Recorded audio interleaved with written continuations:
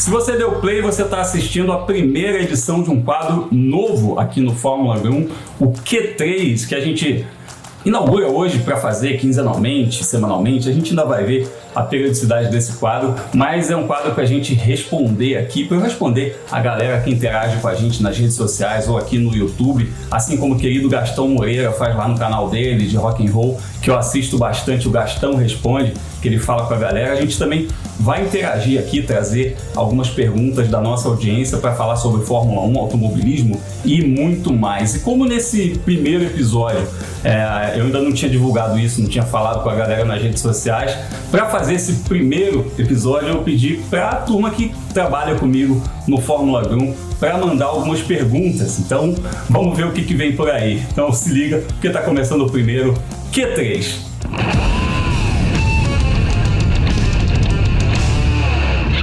E por que Q3? Pois é, são 3 perguntas, Q1, Q2 e Q3. Eu vou responder 3 perguntas por episódio. Nesse primeiro episódio, respondendo aqui a galera que trabalha no canal Fórmula 1, o pessoal mandou umas perguntinhas assim, você acha que eles iam pegar leve? Não, nada disso não. Eu vou começar aqui a pergunta Q1, é uma pergunta da Carol Stutz, que é uma pergunta aqui: qual é o piloto de Fórmula 1 mais chato para entrevistar e o mais legal? Bom, eu vou começar tirando os brasileiros dessa resposta, porque afinal é meio coringa isso, né? Falar com brasileiro, a gente chega com um super trunfo ali, tanto o brasileiro que está na Fórmula 1 quanto o que já saiu da Fórmula 1. Então eu sou muito bem tratado, sempre fui. Então assim, galera, Bruno Senna, Felipe Nasser, Barrichello, Massa, são os caras que eu convivi mais quando estava na Fórmula 1, sempre me trataram muito bem. Então assim, o pessoal que está na Stock hoje, já fui na casa de alguns, inclusive, para fazer matéria. Então eu não coloco os pilotos brasileiros nessa equação aí, nessa resposta. Mas assim, piloto chato de entrevistar, cara, é muito do dia também, né? A gente tem que ver que o cara, quando dá entrevista no ambiente de Fórmula 1, tá muito voltado para aquilo que ele fez naquele dia, como tá o fim de semana. E eu também não, assim, eu entrevistei até bastante pilotos de Fórmula 1 na minha vida, considerando o quanto eu não cubro Fórmula 1, né? Eu faço só o GP do Brasil, então eu tenho até um número legal, mas dos brasileiros eu tiro, claro, mas assim, por exemplo, eu fiz uma coletiva do Schumacher e do Rosberg na Mercedes em 2012, GP do Brasil de 2012, depois do treino classificatório, que era a última corrida, era a despedida do Schumacher, então tava apinhada de gente, jornalista de diversos países ali, e eu lembro que o Schumacher tinha classificado em 13º, então assim, foi um dia muito ruim para ele, e ele não estava muito à vontade para dar entrevistas ali, então foi meio seco, eu senti que ele foi meio rude até em alguns momentos, tal, mas o cara não estava legal, e era a despedida dele, ele queria fazer uma despedida bacana também, então eu senti que ele não estava muito bem, mas outras pessoas que já entrevistaram o Schumacher em outras situações me reportaram outras coisas, que ele era gentil, etc. E o Rosberg, naquele dia, curiosamente, eu fiz uma pergunta ao Rosberg, porque como era a despedida do Schumacher, estava todo mundo entrevistando só o Schumacher e o Rosberg lá meio que parado e tal, e eu resolvi fazer uma pergunta para o Rosberg justamente em cima do fato dele ter feito um desempenho muito melhor que o Schumacher naquela temporada e tal, naqueles anos que eles correram juntos, e achando que ia vir uma resposta legal, e o Rosberg também meio que nem aí para minha pergunta, não valorizou muito a Paula, então ficou aquele... A matéria não rendeu muito também, os pilotos não foram muito lá essas coisas, mas eu não considero que eles tenham sido chatos, vai. É muito da circunstância também. Um estava chateado com o resultado, o outro estava chateado com a superexposição no companheiro de equipe e ele ter que ficar ali, compreensível. Mas assim, já que falamos de campeões do mundo, Schumacher e Rosberg, eu já entrevistei, Stewart, Hakkinen, Lauda, Damon Hill, Villeneuve, e todos foram muito gentis comigo, todos, assim. Eu lembro, por exemplo, que o Hill saiu comigo, assim, eu cheguei no paddock e falei: você pode me responder umas perguntas? Ele falou: claro, vem comigo. E ele foi lá, foi pegar um rango, e ele me deu entrevista em pé, almoçando, assim. Mó barato, cara, mó, sabe, descoladão, tranquilo. O Button, eu lembro que uma vez eu fui fazer um evento que não era uma exclusiva, mas assim, era pouca gente, e eu fiz uma pergunta e o Button foi super gentil e assim, além da pergunta, trocou ideia com a gente também. Então assim, o ambiente da Fórmula 1 proporciona isso também, do cara ter que ser profissional. Então eu tiro um pouquinho o ambiente, e aí eu lembro das situações em que eu não fui bem tratado, que foram fora da Fórmula 1, por pilotos de Fórmula 1, quando eles já não eram mais pilotos. Então eu lembro, por exemplo, do WEC, o Mundial de Endurance, quando eu fui para Silverstone para cobrir uma etapa do Mundial de Endurance em 2012 e eu entrevistei o Martin Brundle, que é um cara que correu muitos anos na Fórmula 1 e ele foi assim, deu uma entrevista meio seco, sabe? E era uma entrevista legal, era um negócio bacana, ele correndo com o filho. A pauta era legal, ele não estava sendo um cara inconveniente, sabe? E ele deu a entrevista meio seco e tal, e no final foi fazer umas fotos, ele ficou meio que falando baixo, assim, tipo, essa imprensa enche o saco, não sei o que e tal. E coisas que eu ouvi, assim, era pra eu ouvir, eu achei muito babaca da parte dele, sabe? Não precisava disso. Mas assim, fora isso, cara, eu não tenho muitas situações de gente chata. Eu lembro de coisas legais, assim, e falando dos pilotos fora da Fórmula 1, pilotos de Fórmula 1 fora da Fórmula 1 em outros ambientes, eu lembro bem do Júlio Bianchi, no Desafio das Estrelas, do Vitor Antônio Liuzzi também, foram caras que foram super legais comigo. Vou colocar aqui, o Mundial de Endurance que eu falei nesse mesmo fim de semana, o Alexander Wurz foi fantástico, fenomenal, super bacana comigo.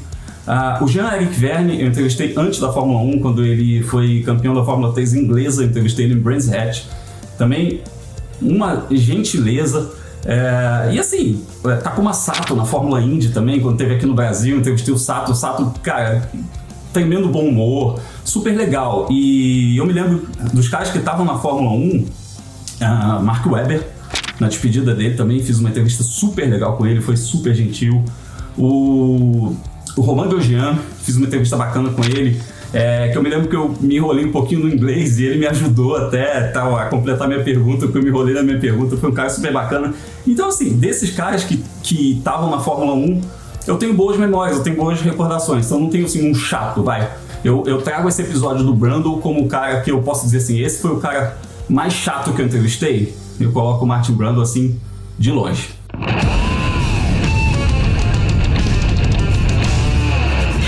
Indo para a nossa Q2, eu olho aqui outra pergunta que é do Vitor Medeiros, nosso editor, que pergunta aqui, GT ou Fórmula? Cara, que perguntinha capciosa, hein?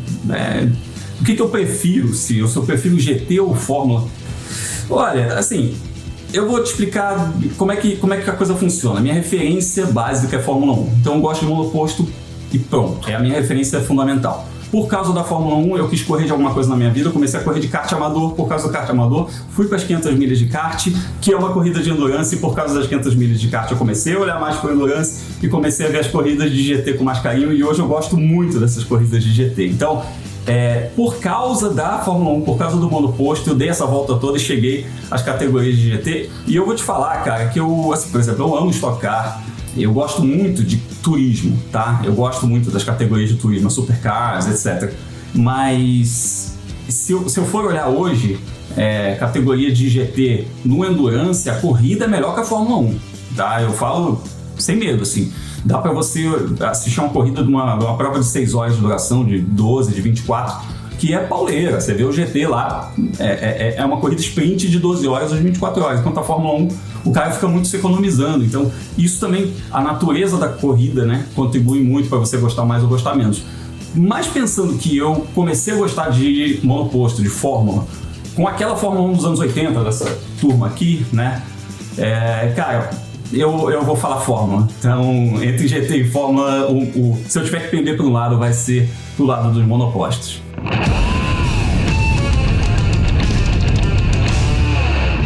Chegou a hora da nossa Q3, que foi da Ana Oliveira, nossa estagiária, que deu uma pedrada. Ela perguntou o seguinte: Senna é superestimado? Pô, Ana. Respondendo de cara, não, tá? Não. Eu sei que a tua geração, principalmente essa turma de 20 anos, 20 e pouquinhos anos, que nasceu depois que o Senna foi embora, é uma geração que não tem a referência que eu tive, que a minha geração teve, que outras gerações tiveram, sobre o que foi o Senna, né? E não há o que a gente fale que seja capaz de explicar isso. Eu sei, não adianta, tudo que eu puder falar, vídeo, filme, revista, livro, biografia, não adianta, a gente nunca vai conseguir explicar o que é o negócio, assim. Você tem que viver, você tem que sentir, você tem que vivenciar aquela experiência, e o Senna foi, assim, foi uma experiência, cara, foi um ícone, assim. Você viver no Brasil que o Senna era ídolo é uma coisa que eu não conheço outro hoje, assim, que tenha sei lá, cara, não dá, não tem igual. E assim, vamos perguntar, vamos me perguntar, inclusive, assim, o Senna virou esse ícone porque morreu. Eu já vi no Twitter, o pessoal fala muito isso, né? Tem uma galera que fala assim, não, Senna virou isso tudo porque morreu. Não, porque ele já era esse deus para muitos aí quando ele estava vivo. Inclusive, assim, Senna é deus para os japoneses, para os italianos, para os ingleses, para os franceses. Então, não é uma coisa de brasileiro, é uma coisa mundial, né? O George Harrison tinha um pôster do Senna na parede dele, aparece no Anthology dos Beatles, uma imagem dos Beatles reunidos e um pôster do Senna na parede do George Harrison. Então, por exemplo, minha mãe trabalha com turismo e os turistas franceses chegam ao Brasil perguntando pelo Senna, as coisas do Senna, onde o Senna cresceu, sabe? Então, assim, e pensando, franceses, compatriotas desse cara aqui, que foi o maior rival dele. Então o Senna é um cara que transcendeu o esporte, ele é um ídolo que foi muito além do esporte, não se trata de resultado, a gente não vai comparar aqui com o Schumacher ou com o Hamilton, não se trata de comparar o número de título, não é isso. O que ele fez é muito além, ele transformou o esporte, ele fez um referencial diferente, é um cara que lidava muito com a coisa de imprensa, imagem, marca, a maneira de lidar com o engenheiro, tudo. Existia um automobilismo antes e um automobilismo depois do Senna, então a gente não pode desconsiderar isso. Então por isso que o Senna é um cara fora do comum, além do talento absurdo, extraordinário que ele tinha, ele é um cara que mudou os rumos do esporte, inclusive da segurança, né? Não só porque ele morreu da forma que morreu, mas assim, ele é um cara que trabalhava muito pela segurança. E é um cara que mudou a maneira de fazer. Então a maneira como você, hoje, um piloto lida com preparação física, com eletrônica, com imprensa, com imagem, com tudo, o Senna foi um pioneiro disso tudo, né? Então não dá para você desconsiderar isso. Então, se o Senna é superestimado, não, o Senna é tudo isso mesmo. E quem não quiser acreditar nisso, só lamento, porque quem viveu, viu e pode comprovar, Senna foi isso tudo mesmo.